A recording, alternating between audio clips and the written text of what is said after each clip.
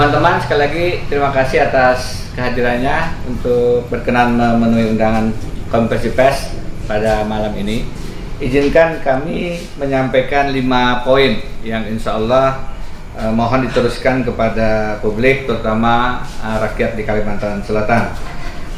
Pertama, sekali lagi saya ingin mengucapkan terima kasih yang tidak terhingga kepada seluruh saja relawan-relawan Haji Denny Defri, rekan-rekan partai koalisi, dan juga seluruh masyarakat pendukung yang saya tahu pada saat-saat ini terus melakukan pengawalan penghitungan rekapitulasi di setiap tingkatan.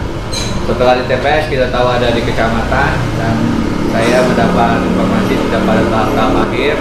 Saya bahkan sudah mendapatkan undangan untuk hadir di penghitungan pada level kabupaten. Saya sekali lagi meminta semua untuk terus mengawal dan waspada atas proses rekap yang sekarang sudah menuju masa-masa finalisasi. Terus kawal, terus waspada, dan jangan lupa untuk yang penting juga jaga kesehatan. Saya tahu beberapa menginap di kecamatan, bahkan bergantian begitu shiftnya.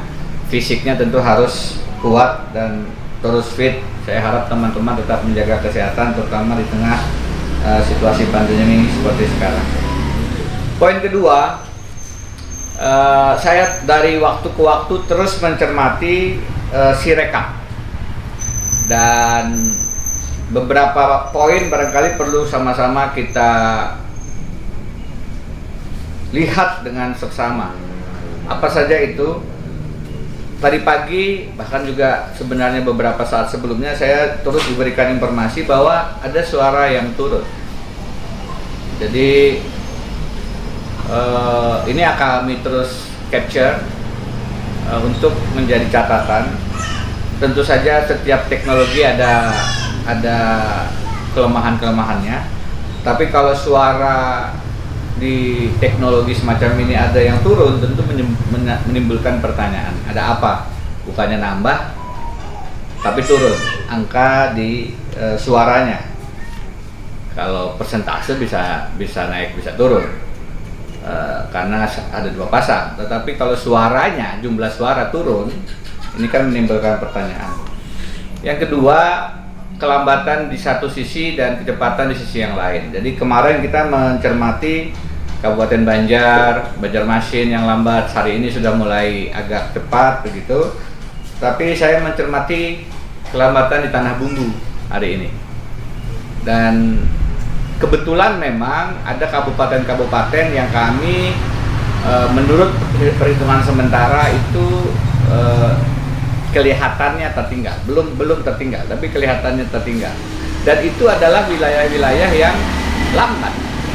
Kabupaten Banjar, Tanah Bumbu, ini wilayah-wilayah yang penting untuk dicermati. Dan berangkat dari pengalaman sebelumnya, kalau ada satu informasi mengatakan Kabupaten Banjar itu zona merah misalnya, maka saya mendapat informasi di tahun 2015 Kota Baru adalah wilayah yang rentan untuk dimanipulasi. Detik-detik terakhir itu yang kemudian menyebabkan perubahan suara akhir di pemilihan gubernur tahun 2015. Nah, ini harus kita cermati terus. Yang lebih aneh menurut saya, teknologi kok lebih lambat dari rekap manual. Ini rekap manualnya hampir selesai sudah di tingkat kecamatan. Dan kalau sudah selesai tingkat kecamatan kan tinggal dihitung di 13 kabupaten kota. Artinya sudah kelihatan sebenarnya rekap finalnya. Nah, kalau sekarang posisi Sirekap itu masih belum 70%, ini teknologi lebih lambat daripada manual ini. Kalimantan Tengah sudah 100%. Nah, yang lain-lain sudah. Kenapa Kalimantan Selatan menjadi lebih lambat? Kelambatan itu adalah salah satu indikasi adanya kewaspadaan yang perlu kita tingkatkan. Jadi saya tetap memberikan catatan kepada sistem ini, dan kita memang tentu berterima kasih ada Sirekap, tetapi ada sisi yang lain juga, ada apa ini kok sistemnya tidak sebaik yang seharusnya bekerja. Yang ketiga, saya ingin menyampaikan beberapa isu yang beredar. Kemarin sore tiba-tiba ada salah satu pimpinan dewan yang bertanya kepada saya, apa ada pertemuan dengan Paman Birin? Lah, kok bisa? Saya seharian kemarin ada di Batola, Ulangi, ada di Tapin, dan mengecek langsung kondisi di sana. Ada lebih dari 10 TPS yang saya mendapatkan suara nol. Tingkat, bukan hanya saya mendapatkan suara nol, tapi tingkat kehadiran juga 100%. Jadi hadir 100%, 100% diberikan kepada pasangan calon yang lain. Karena itu saya hadir ke sana untuk memberikan atensi khusus kepada keanehan yang menurut saya tidak logis terjadi di Tapin. Di samping ini secara prinsip demokrasi tentu harus diinvestigasi. Jadi saya sih agak kecewa juga kenapa tidak ada sense of crisis dari teman-teman pengawas atas situasi yang menurut saya bukan hanya aneh. Pertemuan sebelumnya dengan teman-teman saya katakan aneh, hari ini saya katakan tidak logis. Jadi seharian saya di sana, kemudian sejak sore sampai agak larut begitu saya di rumah, sehingga dapat saya katakan bahwa isu yang beredar ada pertemuan dengan Pak Sabirin itu adalah hoax. Perlu saya pastikan lagi, jaminan yang saya sampaikan ke seluruh rakyat Kalimantan Selatan di respon pertama saya setelah tanggal 9 Desember adalah tidak akan ada negosiasi dalam artian yang manipulatif. Kita tidak akan melakukan nego-nego untuk mundur dari proses ini. Kalau di tahun 2015 ada yang mundur karena hasil negosiasi, maka di tahun 2020 tidak akan ada proses-proses nego itu. Saya tidak pernah bertemu misalnya dengan tokoh Haji Isam misalnya, tidak pernah bertemu, tidak kenal secara pribadi. Jadi saya ingin tegaskan lagi, jaminan garansi saya, personal guarantee, bahwa tidak ada negosiasi untuk mundur, dan kalaupun ada akan saya tolak. Berapapun harganya, ini tidak diperjualbelikan. Amanat rakyat Kalimantan Selatan akan terus saya perjuangkan sampai titik peluh penghabisan. Tidak ada negosiasi. Seperti saya katakan, integritas tidak boleh terbeli. Yang keempat, poin keempat, hentikan kecurangan. Ancaman pidana sudah saya sampaikan, maksimal 12 tahun. Dan dendanya sudah saya sampaikan, sampai 144 juta. Tetapi kita masih saja melihat ada upaya-upaya itu. Ada yang bermain playing victim, seakan-akan menjadi korban. Sudahlah, saya buka di sini. Ada pejabat Pemprov yang menelepon kepala wilayah untuk merubah suara, menaikkan suara pasangan calon yang lain. Saya konfirmasi ke beberapa pihak, itu confirm. Ada pengumpulan kepala daerah di satu tempat, sama upayanya untuk melakukan manipulasi suara. Saya sampaikan hentikan. Sudah saya sampaikan kemarin, saya tegaskan lagi, jangan dilakukan, karena konsekuensi hukumnya akan kami seriusi.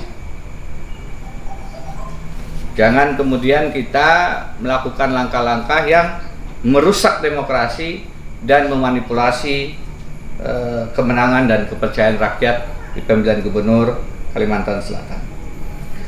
Poin kelima, rekan-rekan semua, dengan tadi saya maju ke sini, Sirekap itu posisinya tipis 50,1 dan 49,9. Angkanya sudah pada lebih kurang 70%. Dengan angka semacam itu, maka semua pihak harus siap-siap untuk mengantisipasi kemungkinan sengketa hasil di Mahkamah Konstitusi. Jadi kepada publik khalayak, saya harus menyampaikan sengketa hasil DMK ini akhirnya terbuka lebar. Kenapa? Karena selisih hasil suara kemungkinan itu memang sangat tipis.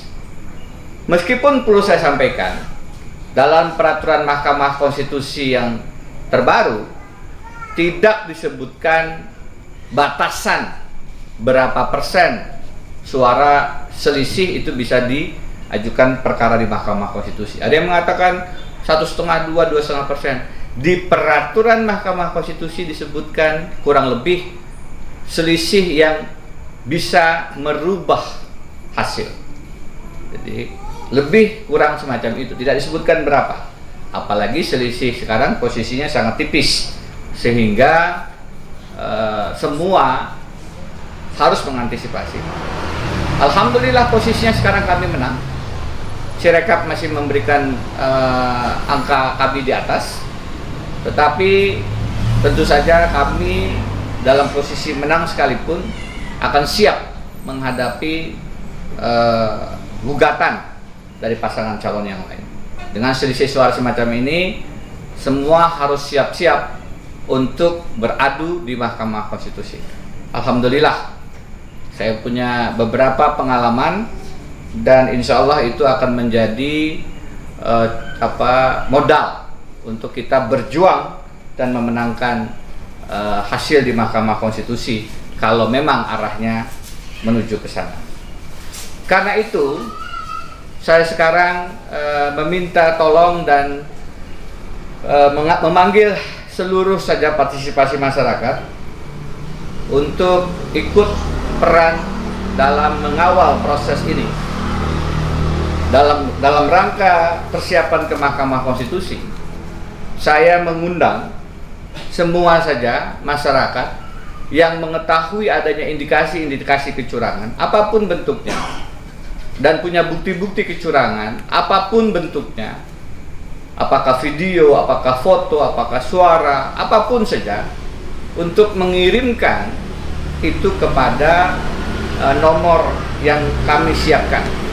Nanti di video akan muncul nomornya, tapi sekarang saya sebutkan saja 0819 777 26299. Saya ulangi, 0819 777 26299. Saya membuka ruang publik untuk mengawal proses ini dengan melaporkan ke nomor ini indikasi-indikasi dan praktek-praktek curang. Kita sudah lihat hari ini di Sungai Tambuk ada pemungutan suara ulang karena kertas suara yang sudah dicoblos kepada pasangan calon yang lain. Kami khawatir itu terjadi sebenarnya tidak hanya di satu TPS itu. Apa indikasinya? Indikasinya surat suara tidak sah sangat tinggi. Ini aneh. Ada apa? Kenapa dengan hanya 2 calon saja seberapa sulit memilih satu di antara 2? Kenapa surat suara tidak sah angkanya signifikan di beberapa kabupaten yang kami dalam perhitungan sementara cenderung tertinggal? Menurut saya ini perlu diinvestigasi secara serius, dan karena itu saya membuka ruang partisipasi publik dengan salah satunya adalah mengkolek potensi-potensi pembuktian, apakah foto, apakah gambar, apakah video, apakah suara, apapun bentuknya. Sekali lagi ke nomor yang tadi sudah saya sebutkan, 0819 777 26299. Kepada para pihak yang ingin berpartisipasi, seluruh masyarakat yang ingin mengawal proses demokrasi di Kalimantan Selatan, saya jamin bahwa kita akan menerapkan Witness Protection Program. perlindungan saksi kepada rekan-rekan dan sanak seberataan. Karena itu partisipasi pian-pian adalah penting untuk kita sama-sama memastikan prinsip pemilihan umum jujur yang adil di Kalimantan Selatan. Kawan-kawan, itu yang ingin saya sampaikan dan mohon disebarluaskan kepada publik di Banua. Mudah-mudahan ada manfaatnya. Billahi taufiq wal hidayah. Assalamualaikum warahmatullahi wabarakatuh.